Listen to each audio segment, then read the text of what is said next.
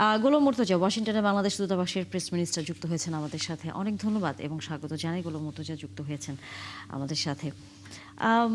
১৪টি দফা আমরা দেখেছি এই চুক্তিতে উল্লেখ করা হয়েছে এবং আমরা যদি আসলে একটু জানতেই চাই যে আপনার দৃষ্টিতে কি মনে হয় এই ইরান চুক্তিটি সামনের দিনে কি আসলে বাস্তবায়িত হবে নাকি এখানেও এক ধরনের ধোঁয়াশার মধ্যে থাকতে হবে যে হবে কি হবে না?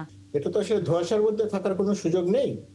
এই চুক্তিটি একটা প্রেক্ষাপটে গিয়ে করতে হয়েছে এবং চুক্তি হবার পরিপ্রেক্ষিতে ৬০ দিনের একটি সময়সীমার ব্যাপার আছে এবং সেই সময়সীমার মধ্যে অনেকগুলো কাজ হতে হবে। তো সেই কাজগুলো ধাপে ধাপে হবে, একবারে সবগুলো হয়ে যাবে। তো সেই কাজগুলো যেহেতু ধাপে ধাপে হবে, সুতরাং এখানে ধোঁয়াশায় থাকার কোনো সুযোগ নাই। এটা বাস্তবায়ন হবে অথবা হবে না। তো যে পরিপ্রেক্ষিতে চুক্তি হয়েছে, এই চুক্তির ৩টি পক্ষ থাকার কথা ছিল, কিন্তু আসলে ২টি পক্ষ, আসলে বাস্তবে আসলে ২টি পক্ষই। এখানে ইসরায়েল যেহেতু প্রথম আক্রমণের নেতৃত্ব দেয় ইরানে, যুক্তরাষ্ট্র সেটাকে সমর্থন করে অথবা যুক্তরাষ্ট্রের সম্মতি নিয়ে আক্রমণ করে এবং পরবর্তীতে যুক্তরাষ্ট্র ইরানের উপরে আক্রমণটা যৌথভাবে করে, ইসরায়েল এবং ইরান। আর একা প্রতিপক্ষ হিসেবে ইরান সেটাকে ঠেকানোর চেষ্টা করে এবং পাল্টা আক্রমণ করে।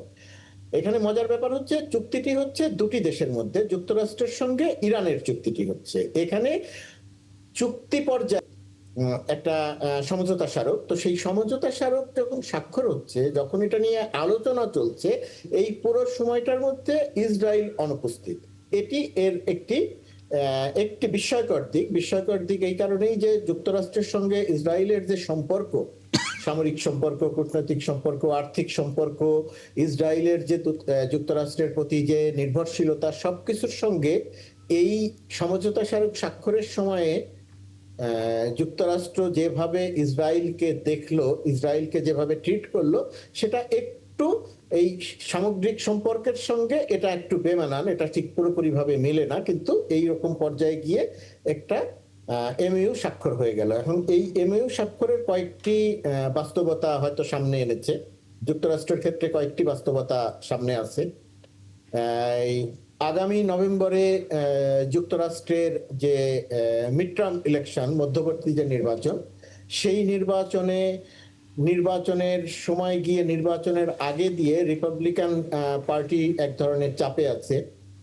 এখন যেরকম কংগ্রেস এবং সিনেট দুটি রিপাবলিকান পার্টির দখলে আছে, সেখানে দুই জায়গাতেই তার সংখ্যাগরিষ্ঠতা আছে, সিনেটেও সংখ্যাগরিষ্ঠতা আছে, কংগ্রেসেও সংখ্যাগরিষ্ঠতা আছে। এখন মধ্যবর্তী নির্বাচনে গিয়ে যদি দুটিতেই অথবা যে কোনো একটিতে যদি রিপাবলিকানরা ডেমোক্রেটদের কাছে তার সংখ্যাগরিষ্ঠতা হারায়, তাহলে বর্তমান প্রশাসনের পক্ষে যে কোনো কাজ করা বা কঠিন কাজ করা, আইন পরিবর্তন, বাজেট ইত্যাদি ইত্যাদি কাজ করাটা অনেক কঠিন হয়ে যাবে। আর যুক্তরাষ্ট্রের ভেতরে এই যুদ্ধটা নিয়ে, ইরানের সঙ্গে যুদ্ধটা নিয়ে বেশিরভাগ মানুষ, জনমত জরিপ যা ইঙ্গিত দেয়, এবং আমরা এখানে যুক্তরাষ্ট্রের সাংবাদিক, যুক্তরাষ্ট্রের রাজনীতিবিদ অফ দ্য রেকর্ডে তাদের সঙ্গে কথা বলে যেটা বুঝতে পারি, সাধারণ মানুষের সঙ্গে কথা বলে যেটা বুঝতে পারি, সেটা যে এইখানের জনমতটা ঠিক যুদ্ধের পক্ষে নয়। শুরুতে একরকম ছিল, কিন্তু পর্যায়ক্রমে এই জনমতটা যুদ্ধের পক্ষে নেই। শুরুতে এটা কিছুটা হলেও যুদ্ধের পক্ষে ছিল এই কারণে যে প্রথম অবস্থাতে ধারণা করা হচ্ছিল যে এই যুদ্ধটা হবে অল্প সময়। এই অল্প সময়ের যুদ্ধ বলতে ধারণা করা হচ্ছিল যে ইরাকের উপরে যেভাবে আক্রমণ করা হয়েছিল, যত অল্প সময়ের মধ্যে ইরাককে বশীভূত করা গিয়েছিল বা ধ্বংস সাধন করা গিয়েছিল, ইরানের ক্ষেত্রেও হয়তো সেরকমটাই হবে। আপনি আমার কথা শুনতে পাচ্ছেন? জি জি, ইরানের ক্ষেত্রেও হয়তো তেমনটাই হবে, কিন্তু ব্যতিক্রম যেহেতু ইরানের ক্ষেত্রে তেমনটা হয়নি এবং দেশের ভেতরে রিপাবলিকানরা সিনেটে, কংগ্রেসে সংখ্যাগরিষ্ঠতা থাকলেও মিড টার্ম ইলেকশনের ফলাফল কি করবে সেই সময় তারা একটা বিপদের পূর্বাভাস পাচ্ছে। একই রকম ভাবে রিপাবলিকান পার্টির ভেতরেও তাদের সিনেট সদস্য বা তাদের কংগ্রেস সদস্য যারা আছেন, তাদের ভেতরেও এই যুদ্ধ নিয়ে ভিন্ন মতের উপস্থিতি লক্ষ্য করা গেছে। তো সবকিছু মিলিয়ে যুক্তরাষ্ট্র এই চুক্তিটি ইরানের সঙ্গে করেছে। এখন বাস্তবায়নের জায়গাটাতে প্রধান বাধা যেটি সামনে আসবে, প্রথম অবস্থাতে সামনে যেটা আসবে, সেটা হচ্ছে ইসরায়েলের অবস্থান। ইসরায়েলি লবি, ইসরায়েলি সরকার পুরোপুরিভাবে যেহেতু এই চুক্তির বিরুদ্ধে অবস্থান নিয়েছে এবং তাদের মিডিয়া অনবরতভাবে রিপাবলিকান বা প্রেসিডেন্ট ট্রাম্পের সমালোচনা করছেন, প্রেসিডেন্ট ট্রাম্প সেটাকে গুরুত্ব দিচ্ছেন না এই বিবেচনায় যে ইউএসএ কে বা প্রেসিডেন্ট ট্রাম্পকে বা বর্তমান ক্ষমতাসীনদেরকে বাইপাস করে ইসরায়েলের পক্ষে এমন কোনো কিছু করা সম্ভব নয়, এটা যুক্তরাষ্ট্র জানে, প্রেসিডেন্ট ট্রাম্প জানে, সেই কারণেই সেটাকে গুরুত্বের মধ্যে আনছেন।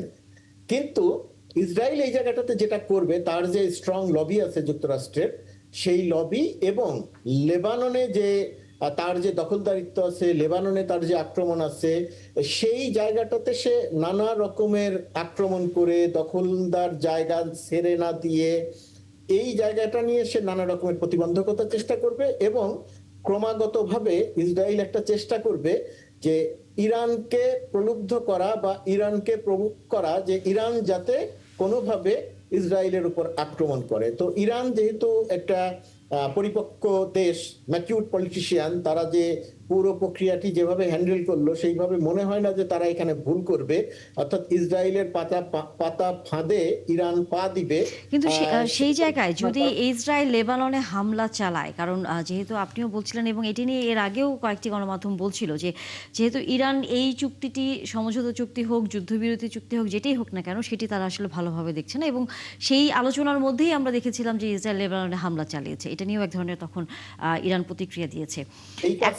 এই কাজটি ইসরায়েল করবে যাতে এই সমঝোতা পর্বটা চুক্তি পর্যায় পর্যন্ত না যায়। কিন্তু এই শর্তটা তো এই 14 দফার ভিতরে আছে যে লেবাননে হামলা করা যাবে না। ভেতরেই আছে, এইখানেই রাজনৈতিক পরিপক্কতা নির্ভর করছে। এইখানে আমি যে কারণে এইটা নিয়ে একটু আশাবাদী যে এই জায়গাটাতে এই সমঝোতাটা একটা চুক্তি পর্যায় পর্যন্ত যাবে, কারণ ইউএস এর ভেতরের পরিস্থিতি যুদ্ধের পক্ষে নয়, সিনেট কংগ্রেস যুদ্ধের পক্ষে নয়, সবকিছু মিলিয়ে যুদ্ধের জন্য খুব স্বাভাবিক অবস্থা এখানে বিরাজ করছে না। সেই কারণে ইসরায়েলের পক্ষে কোনো অবস্থাতেই যুক্তরাষ্ট্রের সঙ্গে বৈরী পরিবেশ তৈরি করে লেবাননে আক্রমণ করা সম্ভব নয়।